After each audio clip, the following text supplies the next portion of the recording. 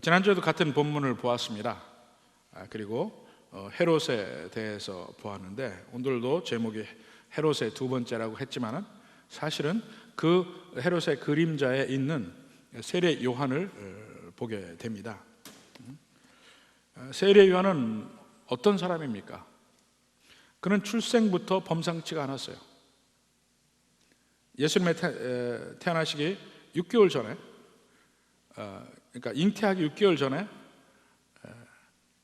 이미 그에게도 하나님께서 사가랴와 엘리자벳에게 바로 이 새롭게 자녀를 낳는다는 약속도 주시고 드디어 태어나고, 미리 예수님보다 먼저 태어나면서 계속해서 사역도 먼저 합니다. 근데 그의 임무가 예수님이 오시는 길을 미리 예비하는 일, 말라기서 있는 대로 예비하는 일이에요. 그의 설교도 그 전까지의 사람들의 설교와는 전혀 다른 종류의 설교를 합니다. 그래서 회개를 선포합니다. 하나님의 나라가 임할 때, 예수님이 임할 때 그 전에 꼭 있어야 될 것이 바로 회개함이라 이깁니다. 그러한 것을 선포하면서 오늘 본문에서는 헤롯 안티파스에게 회개를 촉구합니다. 세례 요한은 회개를 선포하면서 세리들이 그에게 나올 때는 정한 세 이상은 받지 말고 늑증하지 말라, 그게 회개라고 해요. 군인들이 올 때는 백성에게 강포하지 말라, 그게 회개입니다. 헤롯 안티파스에게 회개는 뭐냐? 지금 부정을 저지르고 있는 헤로디아의 관계를 끊는 것입니다. 그러니까 회개란 한 이름 아래 있지만 각 사람에게 다른 방향으로, 다른 색깔로 임하게 되는 것입니다. 그렇지만 그 근본적인 공통 분모는 한 가지예요. 회개.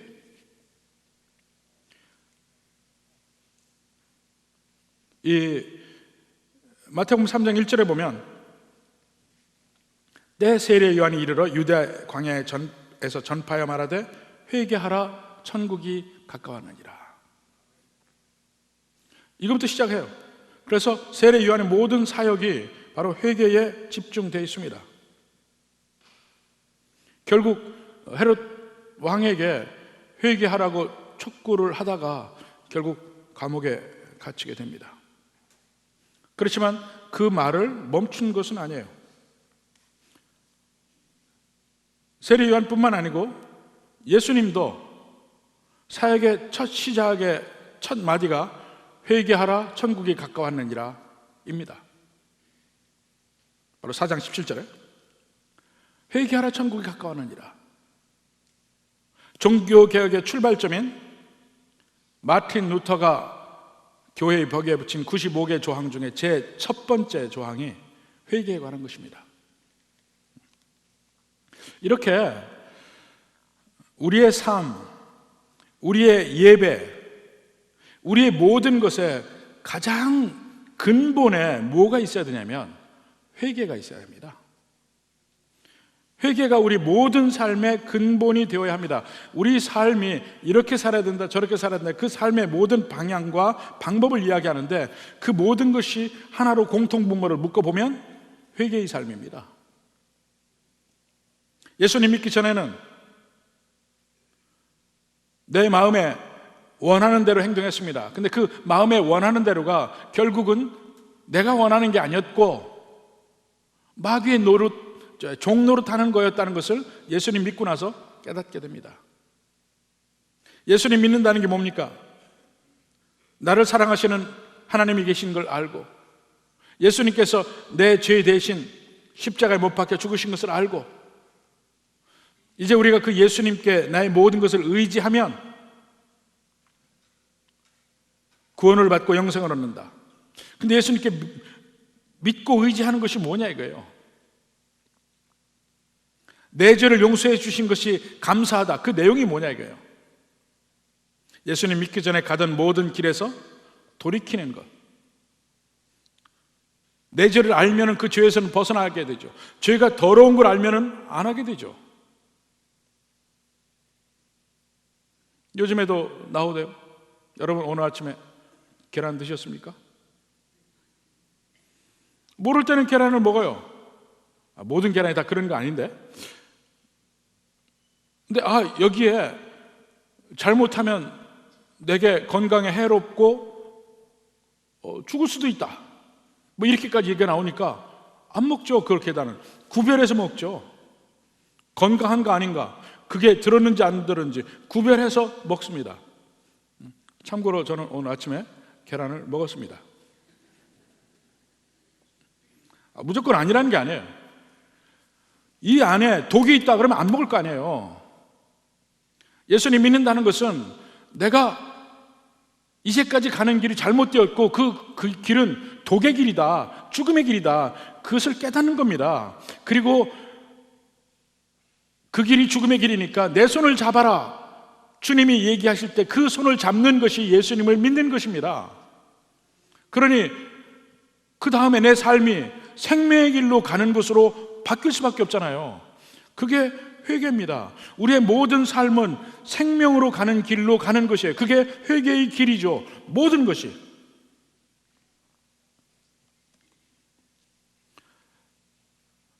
그래서 여러분은 한번 스스로 질문을 해 보십시오. 내가 매일매일 내 죄를 확실하게 인식을 하고 사는가? 그리고 내 죄를 주님의 능력 앞에 내놓고 거기에서 벗어나려고 노력을 하는가? 이 회개의 문제가 어려운 게 뭐냐면 그게 단순히 한 가지 행동, 이게 아니고 습관이라는 게 들어가 있기 때문에 그렇습니다. 우리는 너무나도 죄의 습관에 매여 있어요. 거기서 돌이키는 것은 아주 힘듭니다.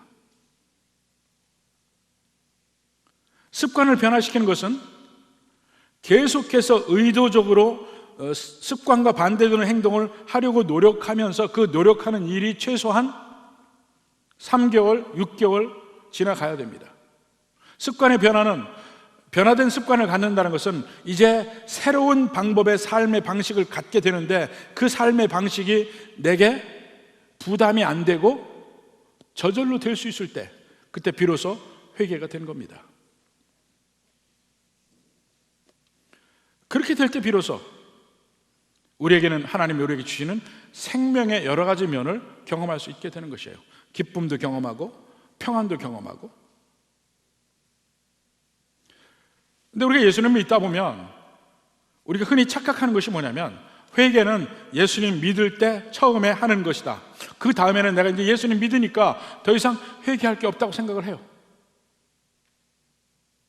그리고 특히 죄를 겉으로 드러난 행동으로만 규정하고 나면 행동은 안 할 가능성이 되게 많습니다. 행동에만 초점을 맞추면 회개할 일이 없는 것 같아요. 나는 어제 사람을 죽인 일도 없고 사람을 다치게 한 일도 없고 남의 거 훔친 일도 없고 회개할 일이 없습니다. 근데 죄는 겉으로의 행동이 아니죠. 마음속에서부터의 우리의 성향, 거기에서부터 나오는 우리 마음속의 온갖 추함, 이것은 예수님 믿은 다음에도 아무리 우리가 거룩한 삶을 산다 할지라도 그것은 죽을 때까지 없어지지 않는다고 그랬어요. 그래서 마치 우리 마음속에 이 죄악은 풀과 같은 것이라, 한번 풀을 쫙 깎습니다. 깨끗해져요. 그렇다고 해서 한 번에 끝나는 게 아니죠. 여름 한철 비 오면 풀은 금방 자랍니다. 매일 들여다보고 자라는나 보고 매일 기른 걸 보면 깎아줘야 됩니다. 적어도 풀은요 일주일에 한 번씩은 깎아야 합니다. 여러분, 우리나라에 살면서 잔디 없는 집이나 아파트에 사니까 그런 걸 모르시죠? 저는 미국에 살 때 마지막에 사는 집이 이 잔디가 넓은 집이었습니다. 제가 비싼 집을 살았다는 의미는 아니고 집은 아주 후졌는데 잔디밭은 넓었어요.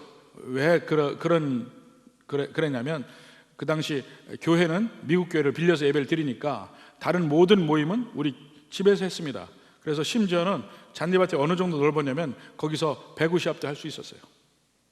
근데 문제는 그게 잔디밭이라는 사실이에요. 일주일에 한 번씩 그걸 깎아야 돼요. 넓으니까 이 깎는 게 얼마나 힘든지 몰라요. 돈이나 많이 주고 이 잔디 깎는 기계가 사람이 타고 이렇게 운전하는 것처럼 가는 게 있어요. 그거 있으면 편하죠. 그럼 비싸서 못 사니까 그냥 손으로 밀어서 깎는 걸 깎아요. 그때 지금도 생각하면 그렇게 힘든데 좀 거기에 자체 모터 달린 거라도 좀 살 걸, 지금 그 생각을 해요. 그게 비싼 거는 자체 모터가 달려서 지가 저절로 가요. 저절로 가면 이렇게 쭉 그것만 하면 돼. 근데 아닌 거는 내가 밀어야 돼. 물론 막 안에서 모터로 풀은 깎지만 내가 밀어야 되는데 그게 잘 안 밀립니다. 근데 이 전체를 깎으려면 이게 얼마나 힘이 드는지 몰라요. 깎기 싫어. 할 수만 있으면 그 잔디 다 없애고 거기다가 콘크리트 딱 쳤으면 좋겠더구만. 우리 마음의 상태가 언제든지 우리 죄는 자라나는 풀과 같아요. 매일 지켜봐야 돼요. 매일 우리 마음속으로 짓는 죄는 매일매일 우리 짓고 있습니다. 사실은 그걸 인식하지 않고 있으면 어느덧 나는 내 죄가 있음에도 불구하고 그것을 보지 않는 바리새인이 되어버려요. 오래 믿었다고 죄를 안 짓습니까? 오래 믿었다고 마음속에 죄가 없습니까? 마음속에 죄를 안 품습니까? 온갖 시기와 질투와 음욕과 이런 것이 내 마음속에 없냐 이거예요. 다 있어요. 그걸 매일 하나님 앞에서 이러한 나를 두고 하나님께 회개하고 여기에서 벗어날 수 있는 능력을 달라 하고, 이것이 영적으로 깨어있는 것입니다. 이거 없으면 얼마든지 우리가 헤롯과 같은 길을 갈 수가 있습니다. 우리 삶의 가장 기본이 되는 중심, 우리의 길은 회개의 삶이다. 예수님을 믿는 것도 회개를 통해서 이루어지고, 우리 매일매일 예수님 믿고 사는 삶도 언제나 회개가 기반이 되어서 주님 앞에 생명의 길을 가는 것이다 이겁니다. 또 세례요한의 삶에서 우리가 또 하나 볼 수 있는 것은 뭐냐면, 그가 얼마나 담대하게 진리를 말하고 있는지를 보라 합니다. 악을 악으로 말할 수 있는 것은 용기가 필요합니다. 헤롯은 그야말로 그 당시에 괴물과 같은 존재, 완전하게 두 마음을 품은 사람. 이 헤롯과 비슷한 사람을 또 하나 찾으라고 한다면 구약의 열왕기상에 보면 아합이 나옵니다. 아합 왕. 북왕국 이스라엘의 아합 왕. 그는 악했습니다. 이 북왕국 이스라엘에서 가장 나라가 강성한 때는 아니에요. 가장 유명한 왕도 아니에요. 그런데 열왕기상에 보면 아합 왕 이야기가 제일 많이 나옵니다. 왠지 아십니까?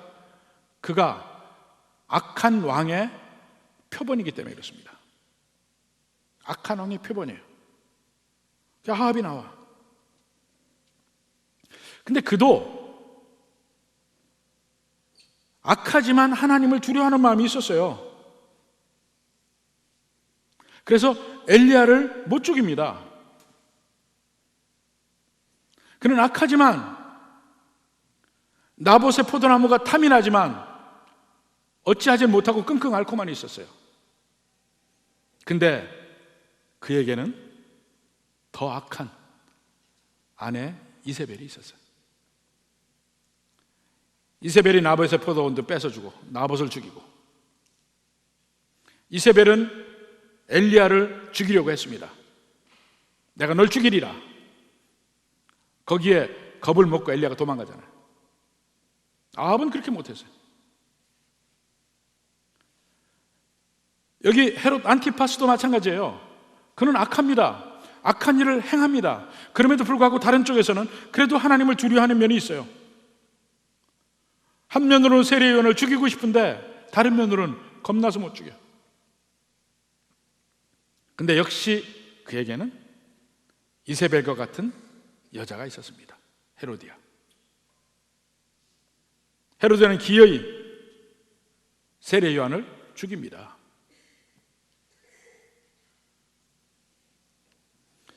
꼭 다 그런 것은 아니지만, 일반화시킬 수 없지만 이 두 경우를 보면 역시 남자보다는 여자가 강한 것 같아요.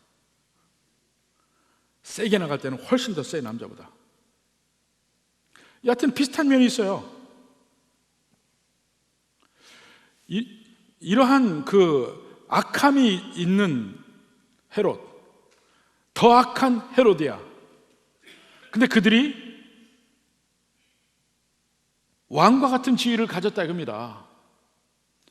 누가 감히 그에게 공개적으로 꾸짖을 수가 있어요. 근데 세례 요한은 하죠. 공개적으로 꾸짖습니다. 다른 사람은 못해요.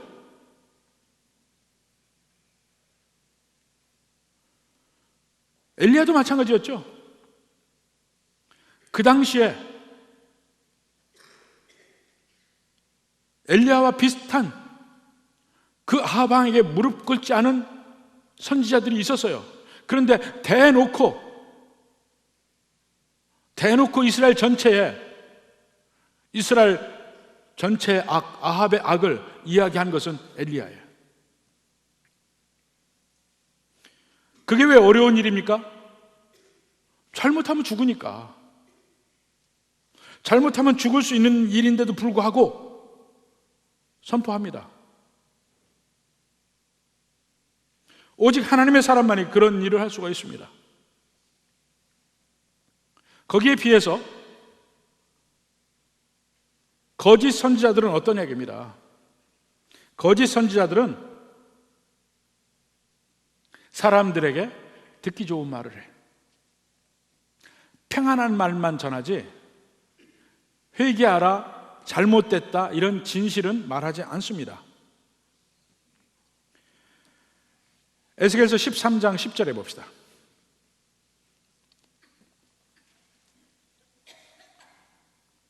거짓 선지자에 관한 이야기입니다. 이렇게 칠 것은 그들이 내 백성을 유혹하여 평강이 없으나 평강이 있다미라. 하나님께서 이 거짓 선지자들을 치겠다 입니다. 근데 그렇게 치는 것은, 이유는 그들이 내 백성을 유혹하여 평강이 없으나 평강이 있다 함이라. 지금 하나님의 백성들이 죄를 짓고 있어요. 그 죄의 결과로 이제 나라가 망하게 생겼습니다. 그들에게 환난이 이미 임박해 있습니다. 하나님의 몽둥이가 그 눈앞에서 아른거리는데도 거짓 선지자들은 괜찮다, 너희는 하나님의 백성이니까 잘 먹고 잘 살 것이다. 거기에 대해서 하나님이 진노하시는 것입니다. 거짓 선지자들은요, 언제나 하나님의 백성들에게 듣기 좋은 말을 합니다. 이 세상에서도 세상이 듣기 좋은 말을 합니다. 사랑, 화합, 이해, 용서, 얼마나 좋은 말이에요. 근데 그 좋은 말을 사용해서 결국은 하나님의 진리를 왜곡시키는 일이 비일비재합니다. 지금 뭐 종교 간의 화해? 누구든지 우린 사람을 미워하지 않습니다. 그러나 구원에 이르는 길이 예수님을 통해서만 있는데 그 길 말고 다른 길이 있다고 하는 것을 우리가 공격하지 않고 어떻게 화해와 사랑을 말할 수 있습니까? 그걸 얘기하면은 편협되다고 그래요. 옹고집이라고. 용기가 필요합니다. 진리를 말하기 위해서는. 진실을 말하기 위해서는 용기가 필요합니다. 그 뒤에 에스겔서 13장 23절에 보면 하나님이 하시는 말씀이 있습니다. 내가 내 백성을 너희 손에서 건져내리니 내가 여호와인 줄을 너희가 알리라. 내가 내 백성을 너희 손에서, 거짓 선지자의 손에서 건져낸단 말입니다. 뭐가 건져내는 걸까요? 거짓 선지자는 지금 평안하다, 평안하다, 걱정하지 마라, 너희는 하나님의 백성이니까 괜찮을 것이다. 하나님이 화가 났습니다. 그 거짓 선지자의 손에서 건져내리라. 이게 무슨 말이에요? 그들에게 아니다, 너희가 지금 이대로 이러한 죄적인 삶을 계속 살면 너희에게 화가 있을 것이고 벌이 있을 것이다. 이 말을 제대로 알게 하는 것이 건져내는 거예요. 지금 이 말을 하고 있습니다. 진실을 말을 해서 회개할 기회를 주는 거예요. 요나가 니느웨에서 무슨 말을 합니까? 3일 이내 이 니느웨가 멸망하리라. 그러니까 니느웨 전체가 회개를 해서 그 멸망을 면하잖아요. 심판의 선포, 잘못됐다는 그 회개의 선포가 절대로 안 좋은 말이 아니거든요.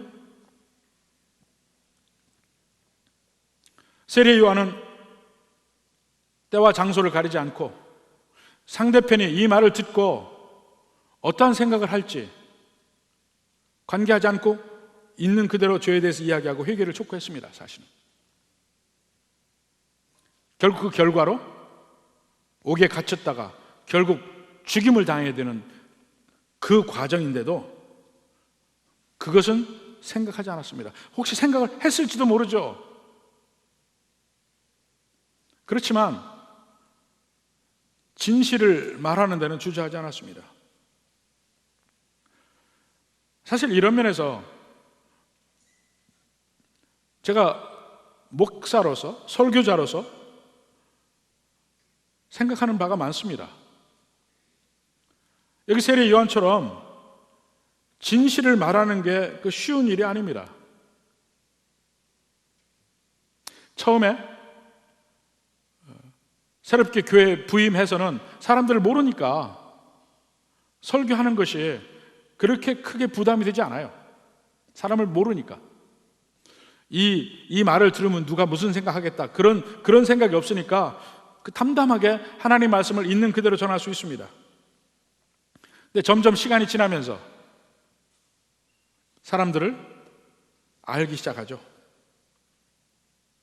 알면 알수록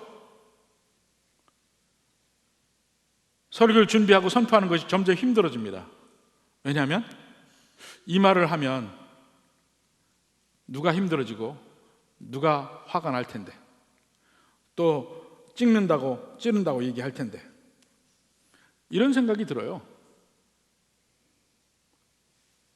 저는 될 수 있는 대로 그런 거 다 배제하고 성경에 있는 말씀이면 그대로 확실하게 증거하기를 원합니다. 그래도 전보다 마음이 더 무거운 건 사실이에요.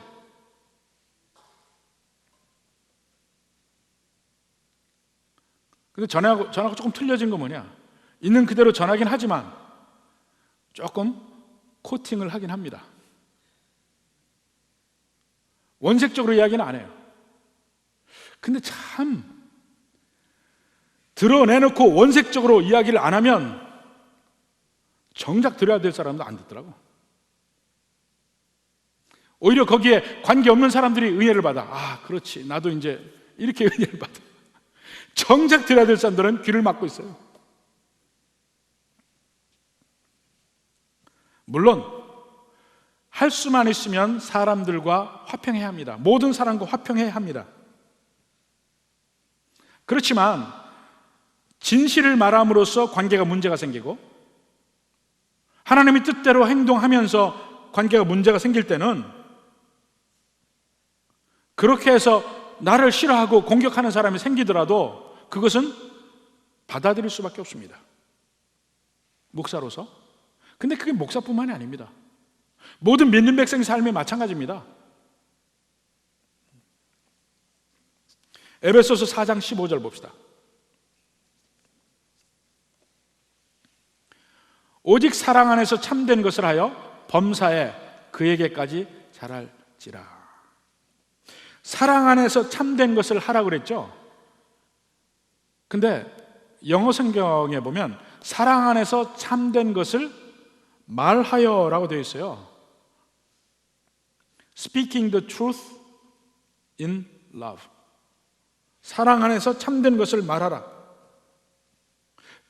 진실을 말해요. 그렇지만 그 안에 분명히 사랑이 들어가 있어야 됩니다. 사랑이 빠진 진실은 공격받게 되지 않습니다. 사랑이 빠진 진실은 공격이에요. 근데 사랑이 있더라도 진실을 이야기하면 고통을 당할 수가 있습니다. 예수님이 그랬고 세례 요한도 마찬가지입니다. 세례 요한도 그냥 공격만 하는 것이 아닙니다. 사실은 회개를 촉구해요. 왜 회개를 촉구하느냐? 그들이 생명을 얻기를 원하니까. 세례 요한이 왜 헤롯의 잘못에 대해 공격을 하느냐? 헤롯도 회개하고 생명을 얻기 원하는 것이에요. 과연 본 마음에 정말 내 마음의 중심에서 바로 그 마음이 있느냐? 그건 먼저 체크를 해봐야 됩니다. 공격을 위한 공격이냐? 아니면 정말 그 사람의 영혼을 위해서 하고 있는 것인가? 자기 자신은 알아요. 말하는 사람 알아. 여러 가지 요즘에 사회적 이슈들 말하기 참 힘듭니다. 힘든 일이 많아. 낙태의 문제. 교회 안에 많은 사람들 낙태해서 자유로울 수 없죠. 저희 어머니도 낙태를 했어요. 저를 낳고 나서 그 뒤에 또 아이가 들었으니까 저를 잘 키우겠다는 생각으로 낙태를 했다가 10수년간 아이가 없었습니다. 그래서 제 동생이 터울이 아주 커요. 주워온 동생은 아닙니다. 제 친동생 맞습니다. 근데 그 원인이 그랬다니까요. 저 우리 어머니에게도 그건 회개하셔야 됩니다. 얘기했어요. 근데 말하기 힘들어요.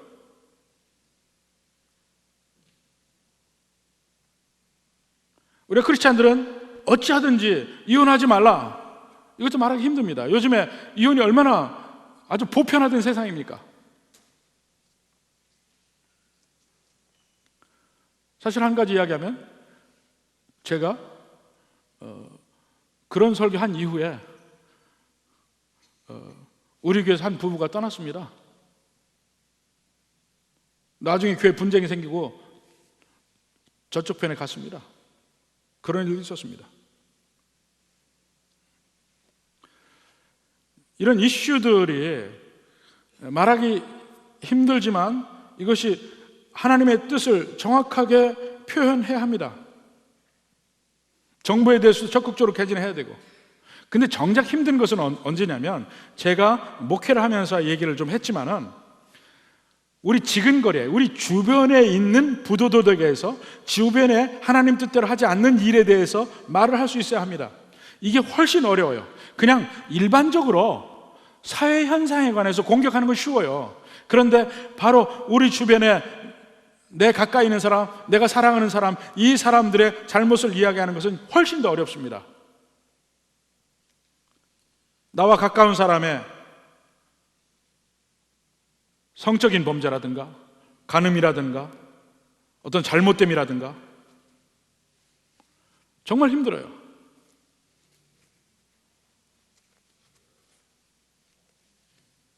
세례 요한이 가졌던 용기가 필요합니다.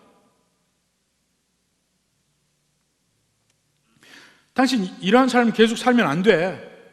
이제 거기서 멈춰야 돼. 그만해. 이런 말 하는 것이 정말 어렵습니다. 그렇지만 에베소서 말씀대로 사랑 안에서 진실을 이야기해야 됩니다. 이 진실을 말할 때 정말 조심을 해야 합니다. 정말 조심해야 돼. 과연 내가 상대편의 잘못을 이야기할 때 내가 정말 겸손한 자리에 있는가도 한번 체크해 봐야 되고, 말하는 방법이 정죄하는 식으로 이야기하는가 아니면 부드럽게 이야기하는가도 한번 체크를 해봐야 되고, 정말 내가 그 사람을 사랑하고 있는가도 체크를 해봐야 되고, 또 지금 그 사람이 처한 환경에서 내가 이해가 부족한 면이 있는가도 한번 확인을 해봐야 돼요. 충분히 그 환경을 이해하고 그 사람의 그러한 마음도 이해한 상태에서 이야기를 할 수 있어야 돼요.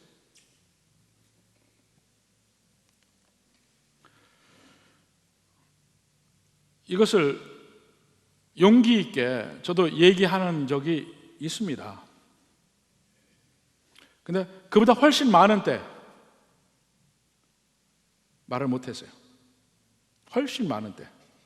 지금도 말을 못하고 있는 것이 있어요. 말을 해야 되는데.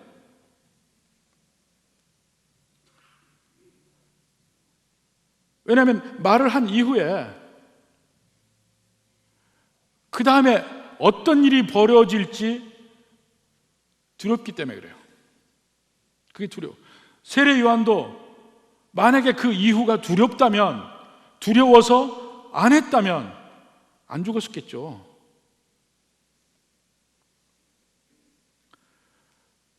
근데 정말 상대편이 들어야 될 진실이라면 거의 대부분이 듣는 사람들이 기분이 안 좋아집니다. 화가 납니다. 말한 사람이, 그 진실을 말한 사람이 미워집니다. 진실이 진실일 때, 진실인 걸 이미 본인도 알고 있을 때 그것을 이야기하는 그 사람이 미워진다니까요. 그게 힘든 일이에요. 근데 예수님의 말씀 한번 잘 생각해 봅시다. 누가복음 6장 26절.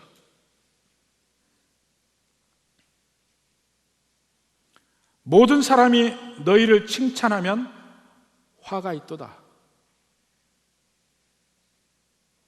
그들의 조상들이 거짓 선지자들에게 이와 같이 하였느니라. 거짓 선지자들에게 이와 같이 했다는 말이 뭡니까? 다 칭찬했단 말이야. 야, 당신 정말 대단한 사람이요. 정말 하나님의 사람이요. 우리에게 꼭 필요한 말을 하는 사람이요. 진실을 말 안 하니까. 거짓 선지자의 특징은 뭐냐? 진실을 말을 안 합니다. 지금 당신 마음의 병이 들었습니다. 당신은 지금 교만의 병이 들었습니다. 당신은 이러이러한 죄가 있습니다. 이 진실을 이야기하지 않고 그저 두리뭉실해서 좋은 말만 하니까 듣기 좋은 거야. 아우, 존경합니다. 모든 사람이 나를 좋아한다면 나는 거짓 선지자예요. 모든 사람이 여러분을 좋아하고 적이 없다면 여러분은 크리스찬이 아닐 가능성이 많아요. 심지어는 크리스찬이라 할지라도 하나님의 몽둥이가 왔다 갔다 하는 크리스찬이야. 참된 회개 내게도 없으니까.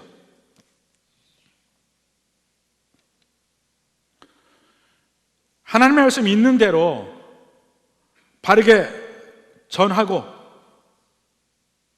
죄에 대해서, 심판에 대해서, 지옥에 대해서 바르게 이야기한다면 나를 공격하고 내가 어려움을 처하는 일이 많을 겁니다. 그렇지만 궁극적인 화는 면하게 될 거예요.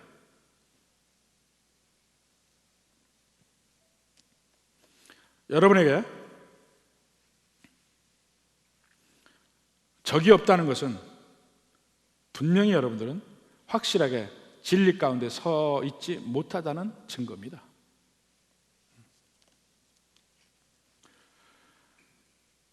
자, 세례 요한의 경우를 봐서 제일 먼저 진정한 회개의 삶을 우리가 살아야 된다는 것과, 그리고 우리가 하나님의 뜻은 명확하게 말할 줄 알아야 돼요.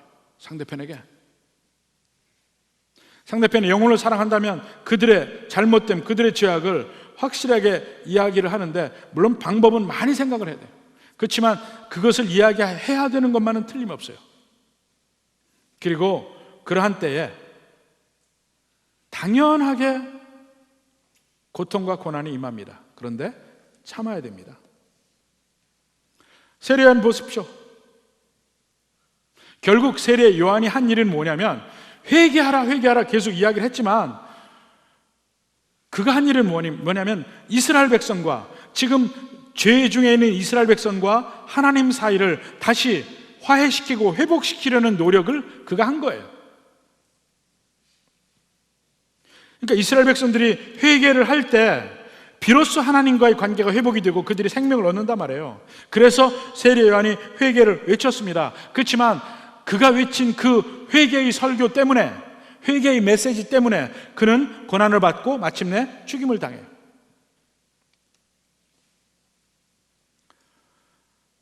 예수님이 말씀하십니다. 마태복음 5장 11절 12절에 보면, 나로 말미암아 너희를 욕하고 박해하고 거짓으로 너희를 거슬러 모든 악한 말을 할 때에는 너희에게 복이 있나니.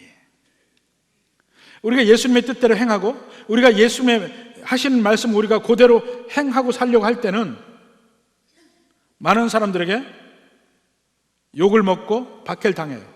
근데 그럴 때 복이 있나니, 12절에 기뻐하고 즐거워하라, 하늘에서 너희의 상이 큼이라.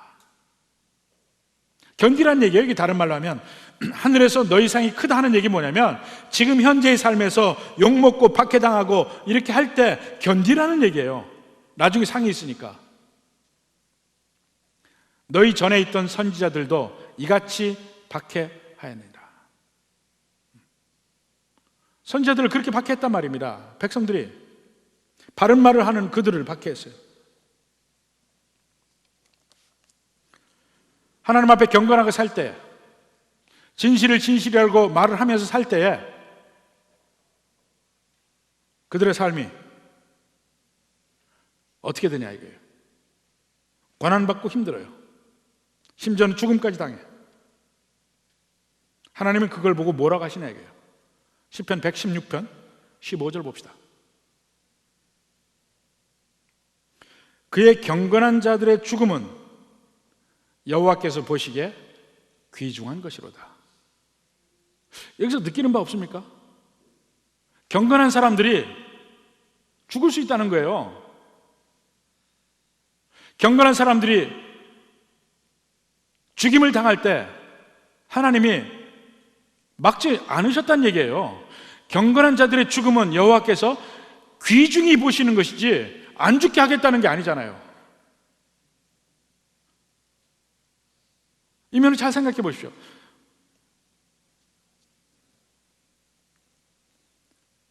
결국 세례 요한의 죽음은 그가 경건하게 살기 때문에 죽임을 당한 것이고, 하나님도 그것을 용납하셨고, 그렇지만 하나님은 그 죽음을 귀중하게 여기신다는 거예요. 귀중하게 여기신다. 물론 그 뒤에 마지막 12절에 보면 요한의 제자들이 그 세례 요한의 장사는 잘 지낸 것을 볼 수가 있습니다. 근데 세례 요한의 죽음이요, 우리에게 시사하는 바가 많습니다. 먼저 세례 요한의 죽음은 그 뒤에 예수님의 죽음과 비슷한 측면이 있어요. 예표적으로 보여주고 있습니다. 세례 요한은 회개하라 천국이 가까웠다, 그 회개의 설교를 하다가 잡혀서 헤롯 안티파스, 헤롯 왕 앞에 섭니다. 예수님도 이 세상에 회개하라 천국이 가까웠느니라 전파하다가 빌라도 앞에 서게 됩니다. 세례 요한은 그러한 삶, 그러한 말로 결국은 고통을 받고 감옥에 갇혔다가 죽임을 당하고, 예수님도 똑같이 고통을 당하다가 죽임을 당합니다. 근데 세례 요한의 죽음이 예수님의 죽음을 예표하는 것만이 아닙니다. 그 뒤에 사는 모든 신실한 그리스도의 제자들, 그리스도의 백성들의 삶도 예표하는 것입니다. 마태복음 16장 24절 보면, 이에 예수께서 제자들에게 이르시되 누구든지 나를 따라오려거든 자기를 부인하고 자기 십자가를 지고 나를 따를 것이니라 그랬어요. 예수님을 따르면 예수님의 고난의 길 자기들도 간다는 거예요. 헤롯이 세례 요한을 죽였습니다. 그렇지만 그의 메시지는 없앨 수가 없었어요. 헤롯은 역사의 뒤안길로 사라졌지만 하나님의 말씀인 성경은 지금도 전 세계 베스트셀러 1위예요. 교부인 터툴리안이 이런 말을 했습니다. 순교자의 피 위에 교회가 세워졌다.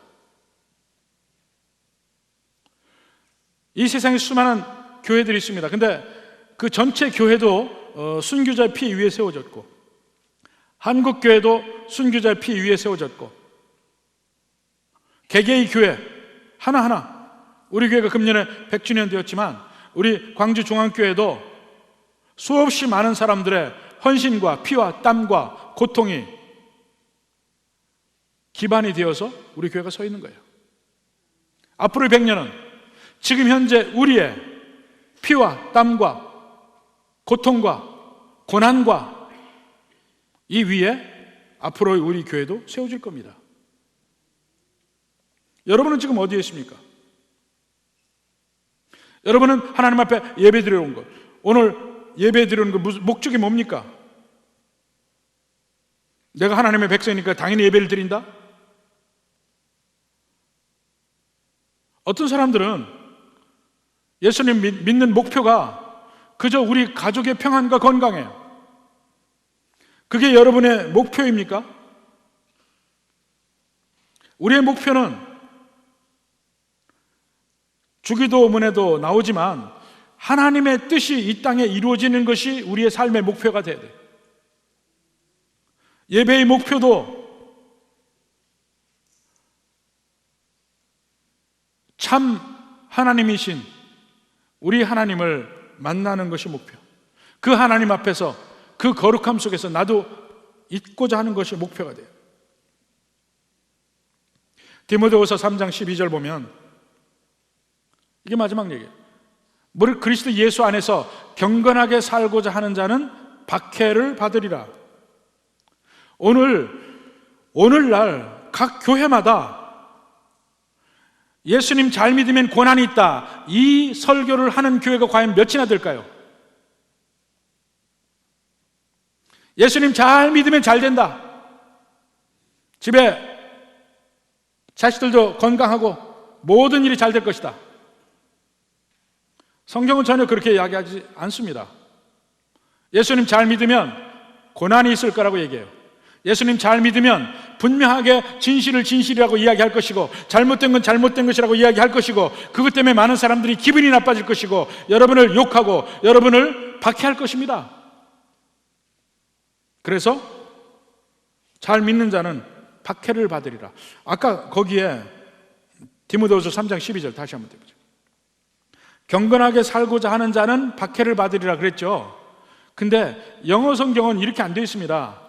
그걸 그대로 다시 한번 얘기하면, 경건하게 살고자 하는 자는 누구든지 하나도 빠짐없이 박해를 받으리라, 그렇게 되어 있어요.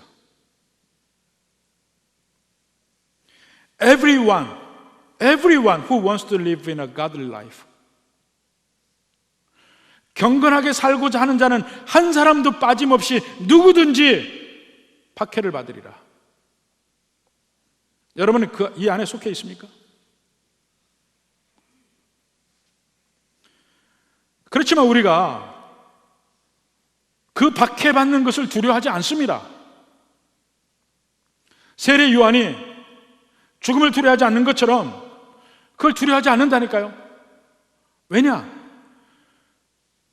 우리가 진리를 말하고 회개를 촉구하고 이 모든 면이 어느 면 비슷하냐면 마치 수술이 필요한 사람에게 당신은 지금 수술을 해야 됩니다 하는 말과 똑같아요. 그건 꼭 해야 될 말이잖아요. 당신이 지금 수술이 필요합니다. 이런 면에 영적으로 이런 면에 병이 있습니다. 이것은 잘못하면 이걸 수술해내지 않고 회개하지 않으면 당신이 계속 이 병 때문에 결국 죽을 수도 있습니다. 이 말을 해야 되잖아요. 또 필요한 건 뭐냐? 그런 말을 들을 때 겁이 나기도 하고 정신도 번쩍 나죠. 내가 멀쩡히 살고 있고 아무것도 못 느끼는데 갑자기 나보고 수술이 필요하다니 기분도 나쁘죠. 그렇지만 듣고 받아들이고 순종해야 돼요. 왜냐하면 그렇게 해야 내가 사니까. 그렇게 해서 수술을 해야 내가 사니까. 끊임없이 우리가 마치 이 세상 살아가면서 우리 몸에 이런저런 병이 들듯이 세상을 살아가면서 하나님의 백성으로 새로 태어났지만 끊임없이 우리의 영적인 몸에 병이 듭니다. 회개는 그 병을 끊임없이 바라보고 눈치채고 그것을 내 몸에서 떨쳐내는 일이에요. 내 건강을 위해서 반드시 필요한 일입니다. 그리고 우리는 서로 내가 보지 못하는 내 병을 알려줘야 될 거 아니야. 그게 진실을 말하는 거예요. 근데 참 그 진실을 얘기해 주는 것을 싫어합니다. 싫어요. 화를 내고. 저도 이 말씀을 준비하면서 다시 한번 다짐을 합니다. 반드시 진실을 말하리라. 그것 때문에 어떤 사람에게 화를 돋구고 어떤 사람에게 공격을 받을지라도 내가 진실을 말하리라. 여러분도 다짐하시기 바랍니다. 나도 진실을 말하리라. 그렇게 하시겠습니까? 참 말하기 힘들죠? 나에 대한 진실을 들을 때 달게 받고 순종하리라. 이렇게 하시겠습니까? 반드시 아멘 하셔야 됩니다. 그게 여러분이 살 길입니다. 부디 은혜가 충만한 우리 성도들이 되기를 주님의 이름으로 축원합니다.